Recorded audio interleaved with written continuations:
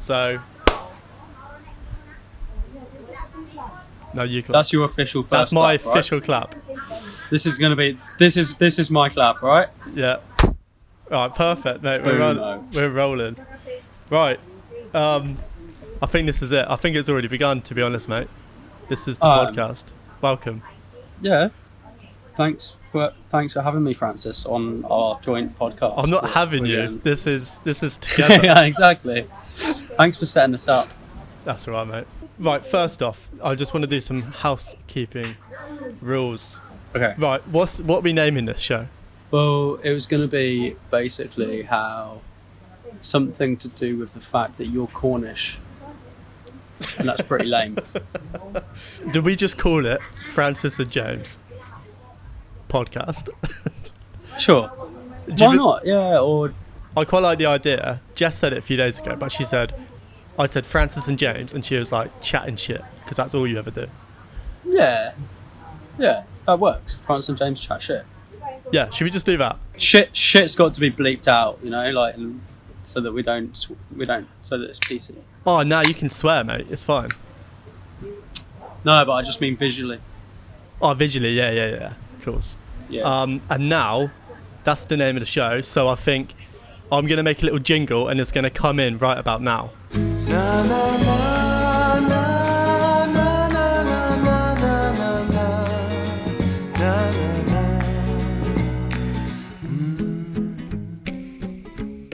Welcome to Francis and James Chat Shit. It's one of the best jingles I've ever heard. Sound right. Right now. But I mean, like, it's our first jingle, so the more we'll do, like, we'll probably do another jingle in another series, you know, like, maybe not. I mean, this one, I imagine, was perfect, so... This is perfect, we can just redo it. It's the beauty of it, yeah. It is perfect. Oh, we should do... Do you know what we should do? What? We should do the jingle. Right, have you seen some of Dan Mace's videos on YouTube where he makes shit out of... Yeah. He makes sounds out of, like, Bananas. random instruments. Exactly. We could do a jingle with just opening bintangs. Maybe we could do that. I think over time, after we've done like 4 or 5 podcasts, we can get lots of different sound clips. Yeah. And then we can make a little a jingle from that. But maybe for the first few podcasts, we can just have the shit jingle that we just heard. Yeah. What do you reckon? Oh, I thought it was really good, so let's just keep going. Sound. Right, next. What's the reason for the podcast? Why are we doing this? There's so many podcasts. Does the world need another podcast? Yeah. Does it? Not really. Well, yeah, it needs this one. Yeah. No, I mean, let's see. There's really no agenda on my side. No. It's just nice to actually be able to just chat shit to you and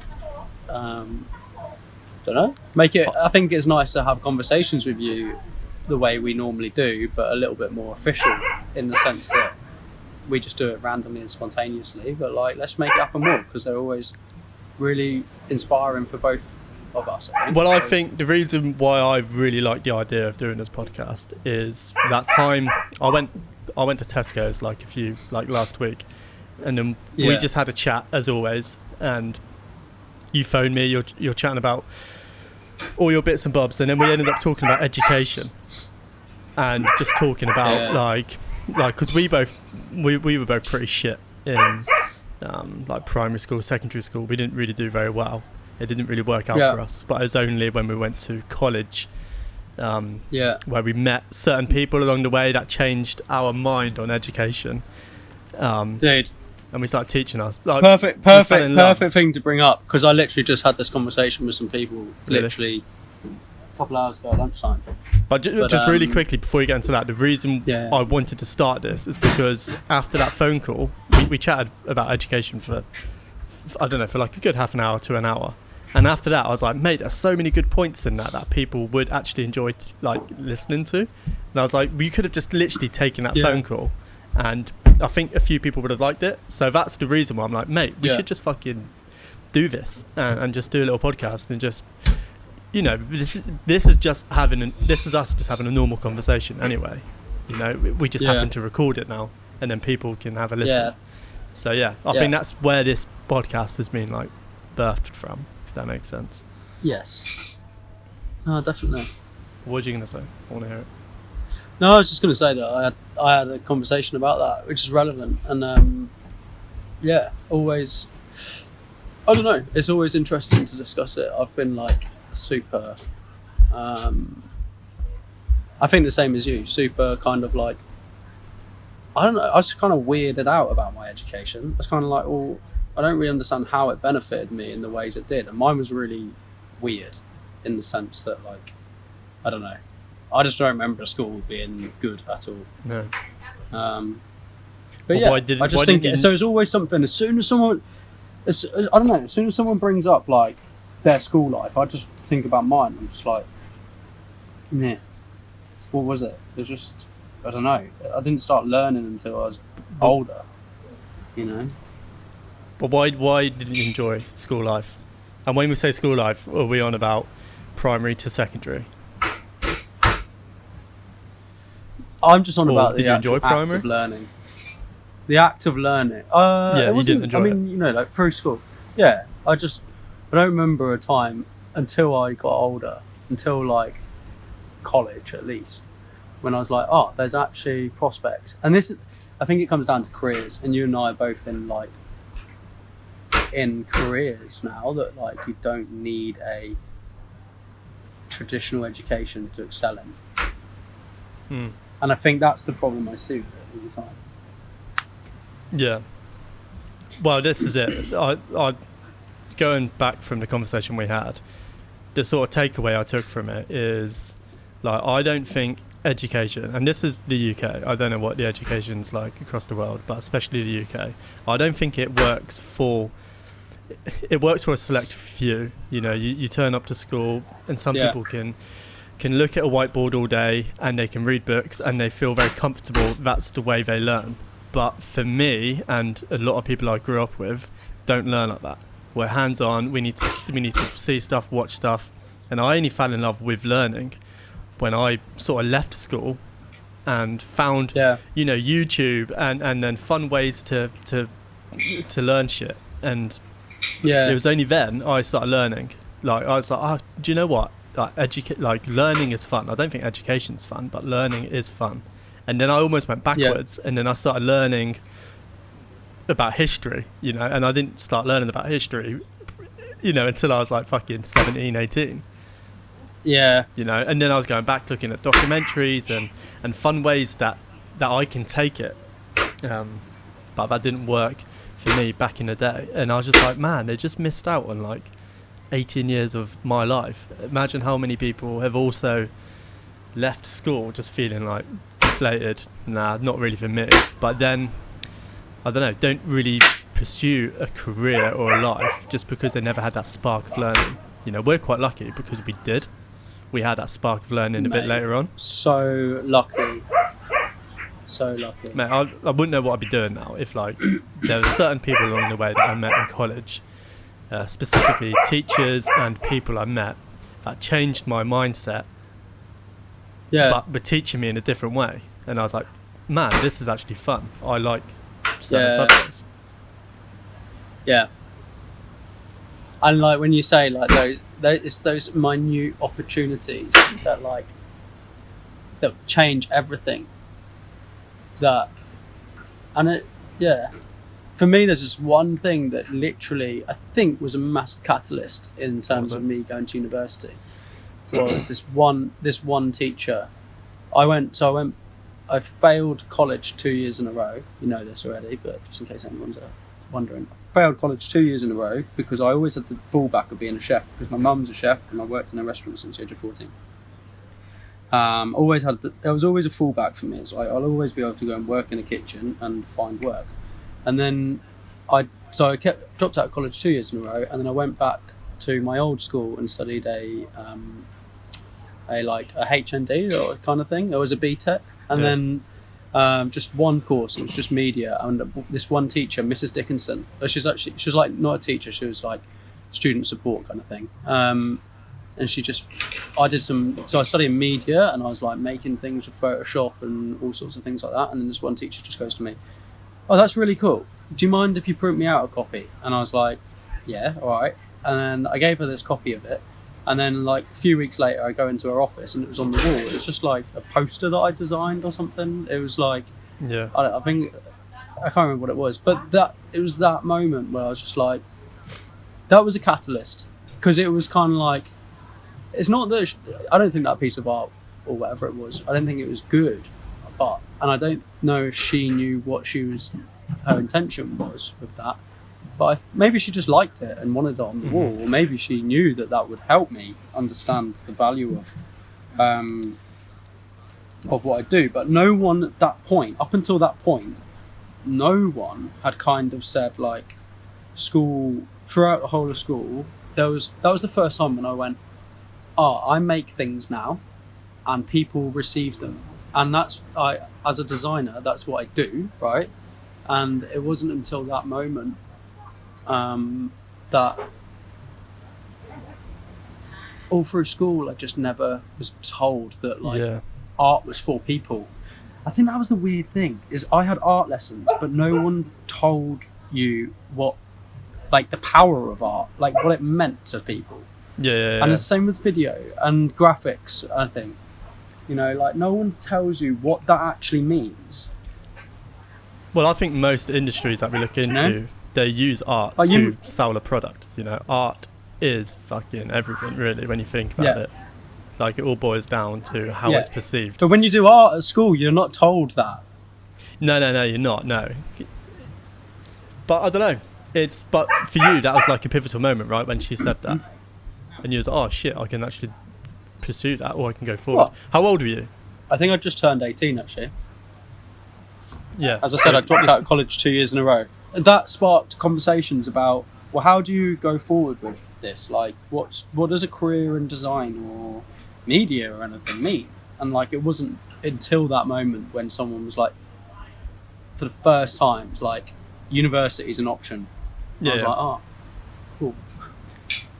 That's what it was the trigger for. It wasn't, that's all it was the trigger for. So just to like, anyone that's listening, obviously, that doesn't actually know what you do, I think it's good to actually explain what you're doing now. So, you know, education, primary, secondary wasn't really a thing.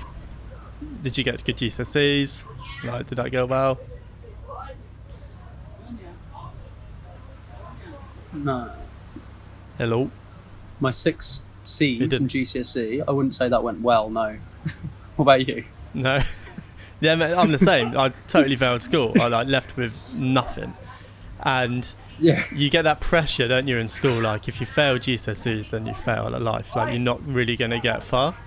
Yeah. So when you're like, you're going to be a drug dealer or work in shops or kitchens. That's your life. Yeah, exactly, mate. That is literally it. And so I left school just like really deflated, and like I don't know. I didn't think much of the future, really. I wasn't really thinking. I was just too busy skating. That was literally what I wanted to do. But it was only when I went to college, because I got kicked out of college the first year, so I had to like go again the second time, similar to you. And when I went the second time, that's when I went up here. I moved out of Cornwall, where I was living at the time, and I met, you know, a bunch of new people and a bunch of new teachers, and they just had this like inspirational, like they just had a lot of love for, like, I was doing graphic design at the time. They loved it, and I saw that in them. And there was never that like, today we're learning, today we're doing this, today we're doing that. It was just like, you just turn up, you do your thing. And I always felt like our teacher always wanted us to like just turn up and create stuff. And as long as we're turning up, creating stuff and having fun, he was happy, you know. And to me, that's like a fucking good teacher. And because of that, for you, there's like a pivotal moment where it's like, shit, you know, I can do something. But for me, it's like lots of little moments that I sort of accidentally went to uni. That never was meant to happen. Like, it's almost like, oh shit, I'm at uni now. Like, how did this even happen? And it's because of these little moments that happened throughout college, where people actually cared about like the subject you're interested in, that got me there. I think there's a whole other podcast about your experience at uni. Yeah, mate. Yeah, that's another day. Yeah. Because it's fascinating, like, and I'm not being funny. Like, you hacked the uni system in a lot of ways to get to where you are, Yeah. and Yeah. like, I don't know if you want to go into it now, but it was pretty. I don't know. It was fun. It was pretty great. Let's talk about it another time. Yeah, well, there's this is the reason for this podcast. There's so many interesting things to talk about. Yeah. But also, whilst we're here, like, we want to start introducing guests onto this podcast. So we, like, again, for people that don't know, James is currently travelling. He's been would you call it travelling anymore? It's not really travelling, is it now? No, not now. But you're living in Timor-Leste, working as a graphic designer or designer, Product designer, living the life of working remotely, and you sort of move in and out of different countries, and you've been doing that for what, 5 years now, 6 years? Well, I think I don't know. There's a lot to say about how I got here, right? What, to Timor or in Timor-Leste? Yeah, there's a lot. There's a long story behind it. Yeah. And I'm actually thinking I'm gonna write. Yeah, I was gonna just write down a few things, like, because my getting here has been like I'm in a really not normal place for most graphic design students who would be thinking about starting graphic design, right? Yeah. Or whatever. And also my path to get here was just like weird, but anyway. But basically, we've met so many people along the way from doing the careers that we've chosen to do, and I was traveling a lot doing my filmmaking. So if you don't know, I'm a filmmaker. I'm a bit of a YouTuber on the side, and I've been doing films since I can remember, since I was a kid. And I love it. Like, I couldn't do anything else. But, it's given me a chance to travel. It's given me a chance to meet so many interesting people. I've worked with you on quite a few projects as well. Yep. And from that, we've met so many interesting people. We've got so many random little stories about working freelance, working for yourself, that I think this is, again, another positive for the podcast, that we can slowly bring in these guests, these fascinating people that have like crazy lives that make a living out of the most crazy things you can think of, I can think of so many. And just try and get their passion, through, and why they do it, and how they do it, and try and give more insight into that life. And also, I think it's that nothing's linear, and like it's not an easy way to get where anybody is. Like, it's the traditional roads to jobs and that, they're not normal, Yeah, but what we do for a living, there's no like traditional way really, is there? Like, there's like being created by people like us, there are traditional, ways into film industry or the advertising industry. There are traditional ways. But I think this like working remotely thing, working for yourself, is still being created. Like, we don't really know where it's going to end up, and that's why it's quite fun. It's a bit like, you don't, like, we don't know where we're going to be in a year's time with our work, especially you traveling. Like, I've stopped now for a bit, but I was moving about. But still, like, I always find what I'm doing, it takes me all over the place, and I never know where I'm going to end up. As to you, really. But again, that's the reason for this podcast. We want to sort of share the experience. Mate, you've got a million fucking interesting stories that we can like dive into over time. I'm just on a call. I'm just on a call. No, that's cool. And where are you, James? This is interesting. Where are you? What are you doing? Where are you right now? I'm at a dive resort in Timor-Leste, and speak loud towards the mic. An island called Tauro. Yeah. Dive resort. It's called Compass. This is the founder. This is the owner. Good day. Hey, mate.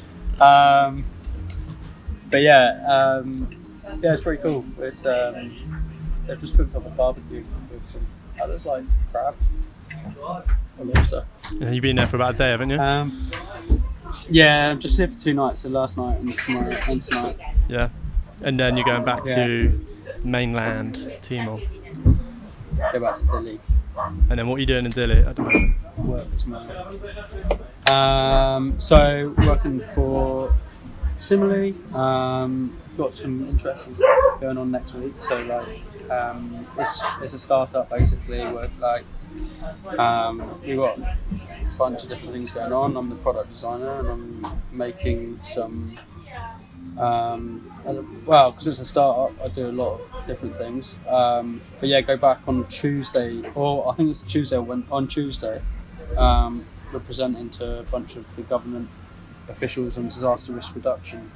So that's good. And how our we use IoT. We create IoT devices and networks that can help mitigate disasters. And it's all prototype stage at the moment, but we're hoping that this is the beginning of a really interesting conversation with them where we can actually start getting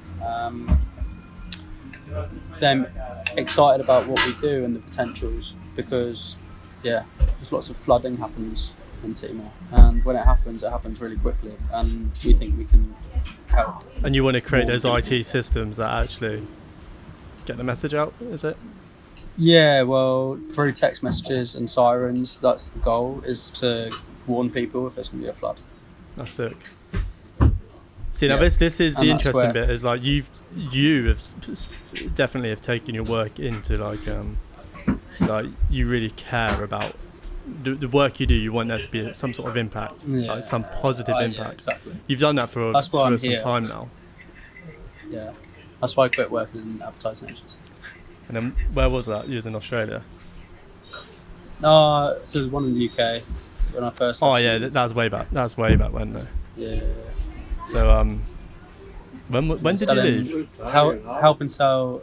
It's funny because I was helping to sell like mostly travel and tourism. But yeah, it's just not. I don't know. Yeah. When did I leave? Yeah.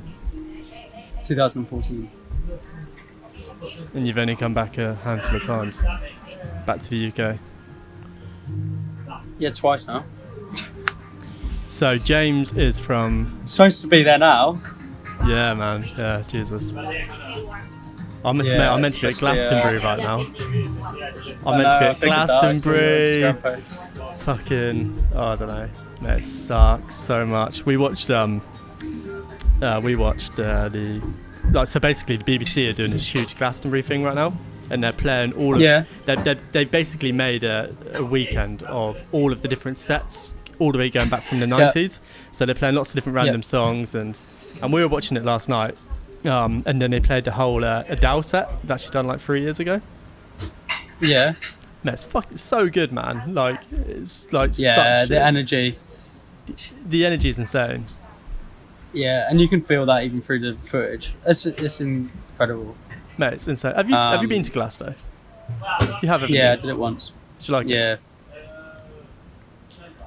I did. I loved it. I worked there, so I worked from like I absolutely loved it. But it was like, so I did like 40 hours work over the week. So I was like, it was exhausting. Like partying all over it starts on Tuesday and then ends on Monday. And like Tuesday is like when the camper vans arrive, and then Wednesday like everybody arrives, and the music starts on Thursday.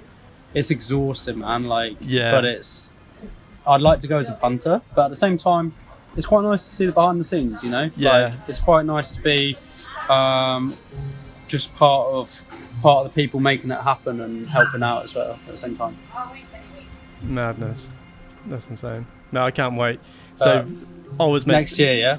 Yeah. So this is going to be so hard for me to get tickets for next year, isn't it? Oh yeah. But I don't know, because they normally do a resale just before the festival starts, obviously.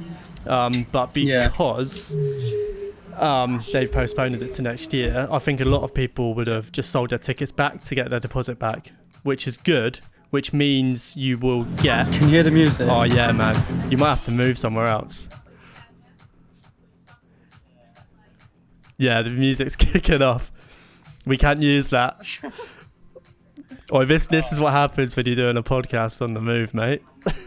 Yes. Okay. So basically, when you're moving, I will tell people, the listeners, that James, like, once he's back on the mainland in Timor, he'll be in a more sort of solid place. But just mate, we got to make do, haven't we? That's a part of it. Exactly. You just got to make do. The thing is, next weekend I'm going to be here too. You going out like every weekend? No, just next weekend. So I'm going to come out here and do a dive. So I'm doing. Hang on. Yeah, set yourself up. Set yourself up. So yeah, I'm literally just going to sit on the ground, dude, because it's like, mate, do it, man. If I sit behind the hut, I can't hear the music. Just make sure you get the light towards you. Yeah, that's fine. All right. So the plan for this podcast, mate, is to get it's going to be uploaded onto YouTube. So there's a visual side of things. So if people want to watch our mugs talking shit, for chatting shit, shall I say, for an hour, they can. But I'll also be on Spotify, so people can obviously just shove it in their ears and then just go for a run, walk. I think the reason why it's called Chat Shit as well is because I don't want any expectations of like people coming onto this podcast thinking it's going to be the best conversation they've ever heard. You know, we chat some rubbish sometimes, and that may happen. So if we just keep the expectations very low, then we can only get positive like feedback from it. If we're like, mate, this is going to be so fucking good, you're going to listen to it, you're going to learn X, Y, and Z. Like, nah, that's not going to happen. Exactly. So yeah, we need to keep that on the down low. Keep expectations low. That's what we're going to do. Yeah, expectations low. That could be the tagline. Low expectations. Yeah. Yeah. That's the issue, man. People look, like, I do it all the time, mate. I think of an idea and I'm like, yeah, mate, this is going to be insane. It's going to be incredible. And my expectations go so high, and I put so much effort into it. And if it does crash, I get deflated. I'm like, what the fuck, man? I thought this was like solid. So that's the one thing I'm trying to learn, like, over these years, is just like. You're more. Yeah, you're definitely more. You create more, and then perhaps expect more. And I'm too much of a perfectionist, so I don't create as much as I'd like to, because I'm like, it's not going to be perfect. Whereas this is just a nice way of just being like, well, it's not. We're not expecting it to be perfect. At least you do it. I hold back a lot because I'm just like, well, it's not going to be perfect, so why do it? Yeah, you are a perfectionist. Like, I know. You are a through and through perfectionist. Wait. Oh, mate. Oh, look who's this. So for people on Spotify, James is currently licking a dog. This is the cutest dog. Do you know what's the dog She's called? so sweet. I can't remember. Is it like is it But you're cute doggy, aren't you? Is it like an owned dog? Yeah. This one's owned. It's owned by. So I'm at. Oh, let me just go back to explain where I'm at. So I'm at Compass Dive Resort in Otaro. Yeah. Me and my friend and colleague Telmo, we decided a couple of weeks ago that, like, let's go and get our paddies, because COVID, guys, is like big. What's a paddy, James? For people that don't know what a paddy is. Okay. A paddy is a type of dive qualification to give you your official kind of like first experience. There's a couple of other organisations, but this one, paddy, is just like, I don't know, you see it everywhere around the world, and basically it's open water, so you just go and do an introduction to diving, pool session, which we did last week, and then you have to do it in the sea. They take you down to 18 meters, and we both came over this week to do it, but I've had a cold, like a sinus infection, for the last week, so I decided not to do it. But went snorkeling instead. Telmo did his. But next week I'll come back and do mine. Decent. Because dude, like, so yeah, COVID obviously is a pretty bad thing around the world, and everybody. I've heard of it. Stuck, but luckily in Timor-Leste, there's no cases. Well, fingers crossed. When COVID was starting to become like a big talking point and every country went into chaos, you were in a bit of a predicament. I can't even say that word. Predicament. Yeah. Is it predicament? Do I stay or do I go? Yeah. And you was like, Predicament. yeah, but it's worrying, isn't it? Because you're in a small little island off Indonesia.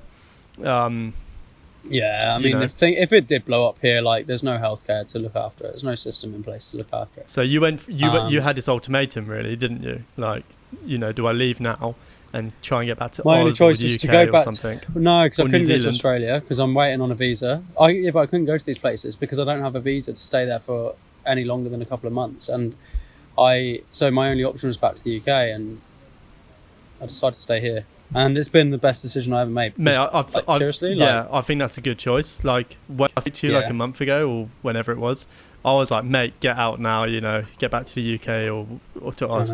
But now, in hindsight, looking back at the last month, you've had a pretty nice ride, to be fair, and we've been in absolute chaos. And another thing, right, is that, and this comes to like my work, right, I have had the opportunities with work, like the business has just done, like, I don't know, we've just had so many exciting opportunities in the last couple of months, and like opened up new conversations with people, like different organisations here, like things are really taking off. And if we'd left, because there's like a few of us who are all on the edge of should we stay or go, but if we'd done that, it would have made a big so from a business point of view, it was a good idea for me to stay as well. So that's good. Yeah, we're doing good. Mate. And strange times. Hopefully it doesn't blow up eventually here, but well, I think I don't know. There's definitely been a few cases. Let's not talk about COVID. Yeah, I think you're right there, mate, because I was talking to Jess literally just before this podcast about like things that we could talk about, and she was like, "Don't talk about COVID." Definitely. I think a lot of conversations can go into COVID, because it naturally does, and that's all good. But I think let's just like this one. Yeah. But let's just keep it. These podcasts. Just we're looking to be like an hour. You're not still talking about it. We're looking to be like an hour podcast. If we keep it down to a minimum of 5 minutes per podcast, then I think we're doing well. Yeah. This is a getaway to get away from fucking to COVID-19 chaos of the world. Yeah, exactly. So yeah, let's swiftly move on. And James, this is the biggest question of all, and I think we should pretty much. I already know the answer. Yeah. I think we should talk about it in every podcast, and every guest we have, we should ask them. But why the fuck would a Devonshire person put cream on the scone and then the jam on top? Why? Francis, do you eat bread? Yeah, I've had bread. I've heard of it. Do you like sandwiches? I do. I like sandwiches, yes, mate.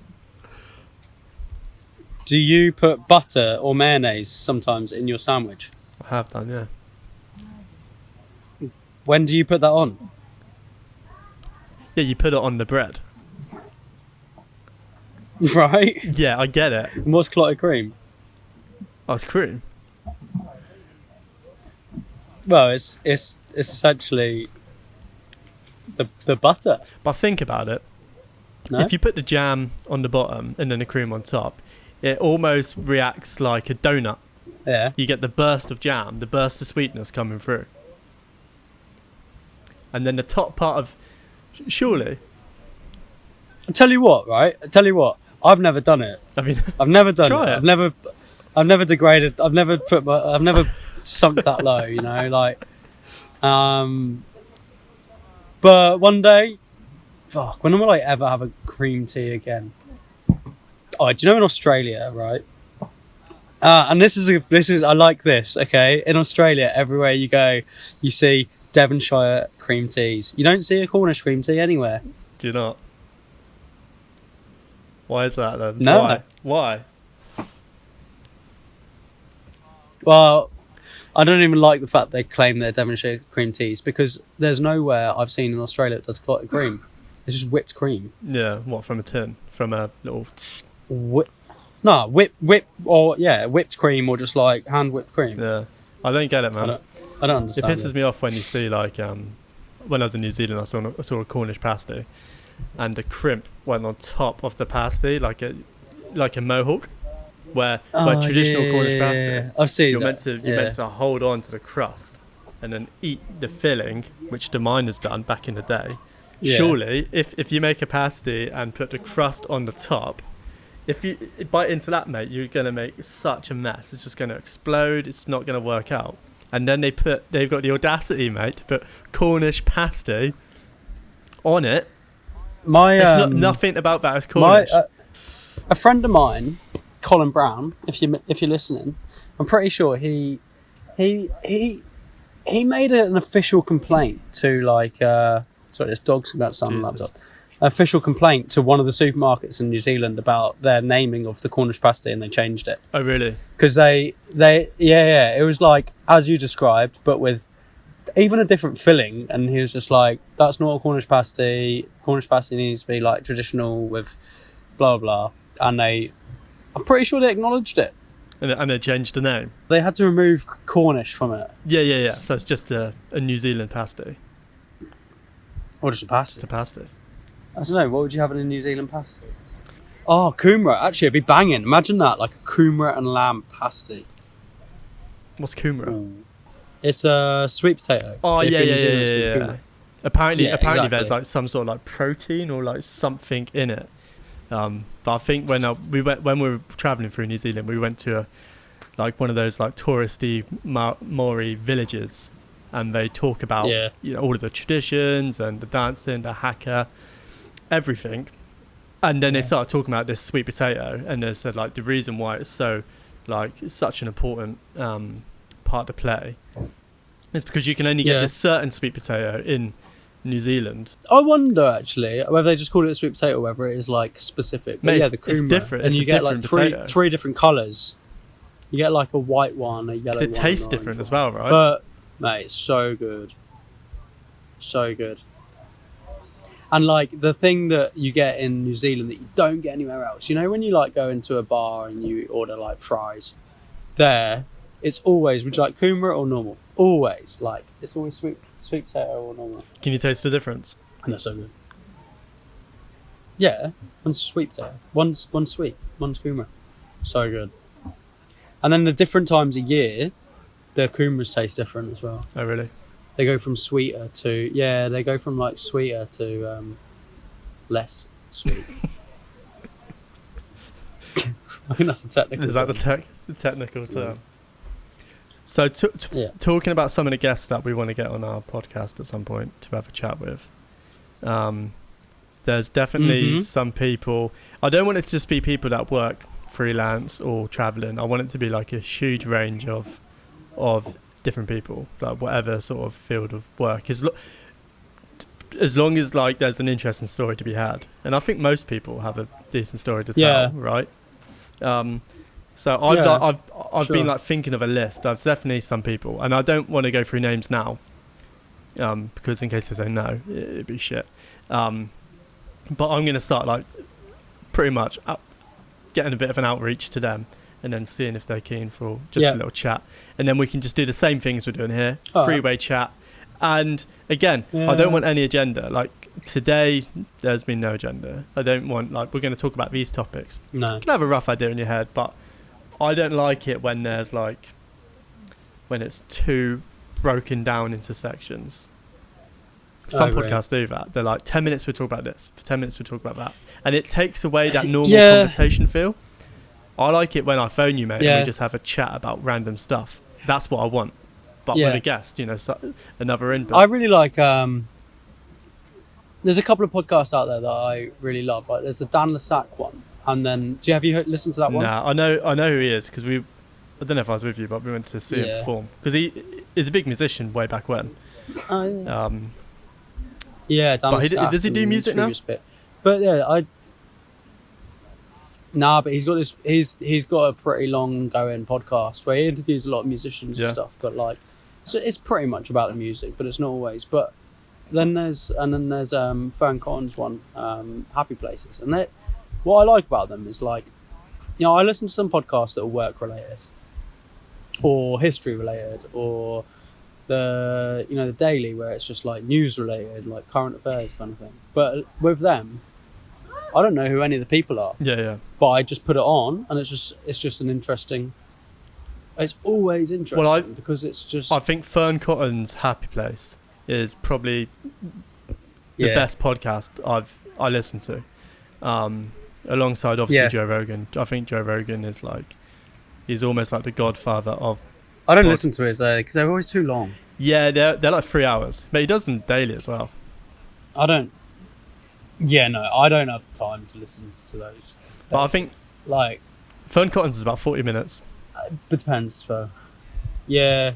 But Joe Rogan's are good, but like I was listening to him quite a lot when I was in Melbourne a few months ago, and I'd be walking to the co-working space, and it would be about a 25-30 minute walk there and back. But then I'd turn it on, like I'd start listening, I'd walk there, and then I'd come back, and then it'd take me a whole week of walking to and from the co-working space to get through one podcast. Yeah. And I'm like, whereas like you can listen to a 30-40 minute podcast and like absorb so much more. I'm not saying that they're too. Nah. I don't know.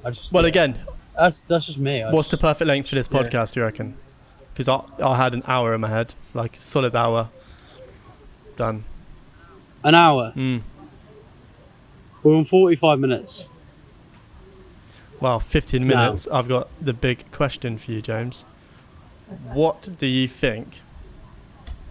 Oh, I've got this written down. And here I said I'm not going to talk about certain subjects, but there's certain things I do want to, I definitely want to go into. Right. Your thoughts on... Yeah. Hang on. Give me 1 second. 1 second. I need to think about this. One. Right. Going back to the digital nomad sort of like living thing, what's your thoughts on people leaving their current jobs to then like potentially chase a certain thing? So let's just say somebody, like some 18-year-old lad, girl, whatever, wants to be, I don't know, a YouTuber or wants to do music. At what point do they leave their job, their normal 9-to-5 job, working at Sainsbury's, McDonald's, whatever it is for them to like pay the way? What point do they leave their job to pursue that career? And the reason I ask you is because you left, and why did you leave? Like, what point did you go? Okay. Yeah, but dude, enough. I had experience. So I think when you say an 18, 19-year-old who's working at Sainsbury's is different to me, where I was. Like I had about around a year and a half agency experience plus, I don't know, 2.5 years of like on and off freelancing before I decided to do that. And I kind of knew exactly what I wanted to do in a way. So I was just kind of like, for me, and so that's what I think. If you know, maybe that's it then. Like, you know, if you are, it doesn't matter what experience you've got. It matters in what you kind of, I don't know. I honestly, it's tricky because mine isn't related to that. But hang on, let me try and figure this out. If you are 18, 19-year-old, like working in Sainsbury's, but you see a career as a YouTuber, I don't know, like that's a tough career, right? Oh yeah. You're on your own. You're not on your own because you'll become part of the community, right? Whatever you do, you have to find, that's it. You have to find a community. You have to find people that support you. And as you and I have had this conversation a few times, right? Those people are not the people who love you, right? Yeah. And I think this is the thing with that, right? here's my advice to anybody, and this comes from me listening to a lot of Gary Vee, but also reading like books like Rich Dad Poor Dad. Right? Yeah. The people who love you aren't the ones who are going to tell you what you should be doing with your life. They're going to be the ones who are telling you what they think you should do to be safe and happy, and that's not what you think. Whereas, like, you were the catalyst for me, because you've been freelancing for so long. You were the catalyst for me, saying like, James, just do it. And I was like, and then my mum and my sister and everyone was like, oh no, but just get a job or like whatever. Like, they see it in a different way, you know. Like, so my advice is like, find people that aren't going to say, are you sure it's the right decision? Yeah. Find people who are going to say, go for it, it's the best thing I ever did. Find those people who have those stories, and they're going to tell you the challenges. They're going to tell you how difficult it is. They're going to be honest with you because they've done it, and they're the ones who've done it. They've been through it. They've got the experience. Find that community. So if you are sat in Tesco's or Sainsbury's and you know you're thinking of like, well, I like photography, I like filmmaking, or whatever it is, and or you've got some super random you know, thing that you're passionate about, and you think that you'd be interested in picking up a camera and like talking about it, well, find people who've done it. Yeah. Talk to them. I totally agree with you. Get their insight. Surround yourself. Ask them how difficult Surround it is. yourself by those people as well, because then you then start to find like an entrance into that certain thing.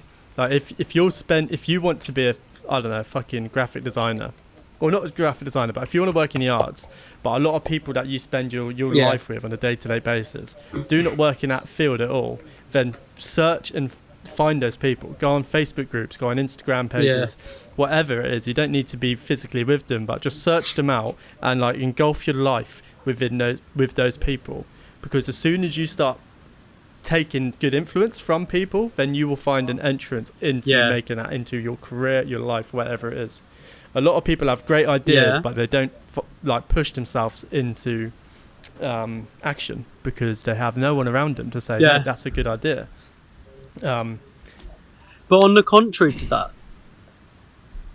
you should also surround yourself by the people that you are potentially going to get hired by, or not necessarily like not. And I don't mean like make yourself friends with them, but like understand them, right? Yeah. So, say you are a filmmaker and you're creating content for a YouTube channel, you need to understand what your audience is, and this is all about user experience, like understanding your audience and finding out what people are going to want, what people are willing to. Let's say graphic design, for example. Like, what are people willing to pay for? How much they're willing to pay for it? Do you want to surround yourself by like, you know, startup companies that have no money, or do you want to surround yourself by like the business owners that have money and willing to pay for stuff? You know, like I see so many people who are like living an amazing life, design pretty simple websites, but they do it for lawyers and they are pretty sweet, you know, like and by no means are they like making the most impressive shit, but they are living a pretty sustainable life. And I think so it's also surrounding yourself by the types of people that you're going to work for, and you know, no, you're right, or work with your audience. Right, what do you reckon out of 10? Do you reckon we've done a good podcast, James? Do you reckon there's any takeaways it's just like on this? Chit chat. Whenever you and I chat shit to each other, it's always a 10 for me. So hopefully there's somewhere between 1 and 10 for someone else, right? That's good, man. Yeah. No. Mate, if someone else thinks it's a 2, then I'm happy. Well, the thing is, if someone says you're shit, shut up. Then. Low expectations. That's all we want, you know. Don't come here for some good stuff. We're just chatting shit. If you're interested, then you're interested. But mate, I think that's it. Is there anything you wanna brush up on just before we leave? Yeah. No, I'm pretty content. I need to. So they've just cooked a big feed inside, and I'm like thinking. I saw some crab or lobster, and I'm like, hopefully there's gonna get on that good stuff. Yeah, exactly. You on the drinks tonight? Having a few beers? I Internet's gone funny, did mate. make sure that they had. How's it? You've gone all funny. Oh no. So, hello. Wait, can you hear me? I can hear you now, mate. I can hear you clear. I can hear you super Yeah, clear. can you? Super clear. Yeah, right. you just like fucking start. Yes, I'm gonna have a beer tonight, Francis. Right, good lad. Right, mate, I think that's it. I'm gonna head down to the beach and go for a cold swim because that is pretty much what I'm doing on my lockdown crazy thing. Getting that cold exposure, baby. Wim Hof. We're gonna talk about Wim Hof one day, and one day we're gonna have him as a guest on this fucking podcast. So, let's fucking do it. You reckon? Oh, mate. I thought you said low expectations. See, this is my problem, mate. Already, I'm like, yeah, fuck it. Fuck the low expectations. Wim Hof, mate. Let's just find someone who just find someone who no. We just find someone who, like, if we can find someone who breathes, then we'll be like, that's, you know, someone who, like, yeah. If we can find someone who breathes to come on our podcast, that's like our first step towards Wim Hof. See, this is my issue, man. Already, I'm like, I've already got this fucking like plan, and I'm like, dude, you know, we could do this, we can get this person, that gets to this person, and before you know it, we're gonna have a number one podcast. Mate, I can't help it. I always do it. I can't just be like, do you know what? Let's just do it. Let's just put it out, and let's just have some fun with it. I'm always just thinking like, how can we progress it? How can we push it further? Fuck. You know it's not what? good, is it?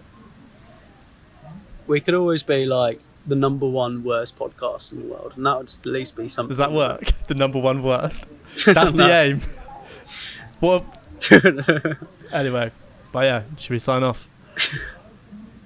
Yeah, that's it. All right. Cool. Good to I speak think to we've you. done a good little session. Looking Episode forward- 1, chatting shit. Same time next week. Yeah, roughly. Well, we can change it whenever, but no. Well, we will upload it. Yeah.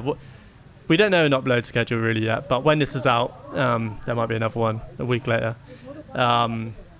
What was I going to say? Yeah, if you're on YouTube, Francis is really good at consistency. So yeah. We won't get into that just yet, mate. if you follow his YouTube channel, you'll understand that if he says it's going to be out next week, he's gonna come back with like a completely different agenda in 3 months. That's it, man. That is literally it.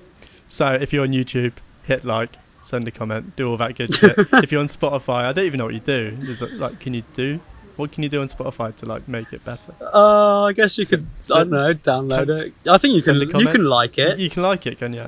No, you can click like, and you can probably add to your playlist. You can subscribe. Send it. Yeah. Or like follow. Tell us what you think and give us some ideas on what we can talk about and ideas of guests potentially in the future. But yeah, thank you for joining our Low Expectations podcast. We have been James and Francis, or Francis and James, and we've been chatting shit for about an hour, so we're going to call it a day. Good to see you, mate. Alright, and you. Do we just say bye and then we stop the thingy, or do we actually like... Why don't you just say proper job and sign off? Proper job. Over and out. Proper job. See you later.